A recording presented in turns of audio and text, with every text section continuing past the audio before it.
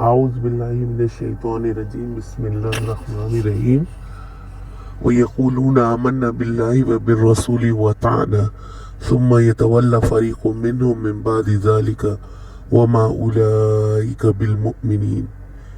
یہ لوگ کہتے ہیں کہ ہم ایمان لائے اللہ اور رسول پر اور ہم نے اطاعت قبول کی، مگر اس کے بعد ان میں سے ایک گروہ اطاعت سے منہ موڑ جاتا ہے.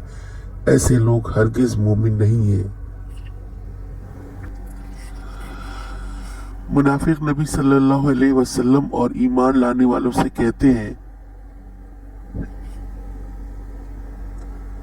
کہ ہم اللہ اور اس کے رسول صلی اللہ علیہ وسلم پر ایمان لاتے ہیں، مگر اس دعوے کے بعد ان میں سے کچھ لوگ اس بات سے انکار کرتے ہیں.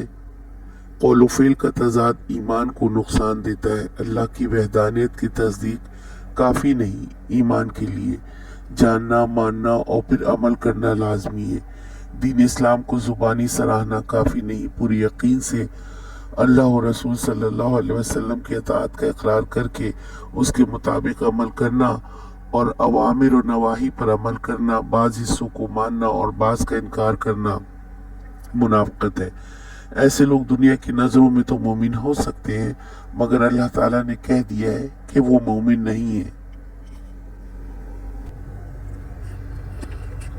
آج کا سوال، منافقین کے بارے میں اللہ تعالیٰ نے کیا فرمایا ہے؟